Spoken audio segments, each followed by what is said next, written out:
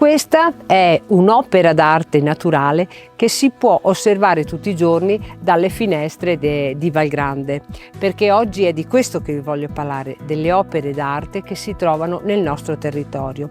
Infatti a pochi chilometri di distanza si trova una cittadina, che è la cittadina di Badia Polesine, che ospita all'interno del ridotto del teatro sociale una collezione privata, la collezione Balzan. È una collezione di opere pittoriche che ospita 49 opere appartenute al giornalista critico Eugenio Balzan. Eugenio Balzan ha conservato negli anni, malgrado la sua permanenza in Svizzera, la sua passione per il territorio polesano, però soprattutto lui da sempre non ha mai voluto nascondere il suo spirito patriottico. Infatti all'interno della collezione si possono trovare opere di pittori dell'Ottocento e del Novecento che erano una chiara espressione del Risorgimento.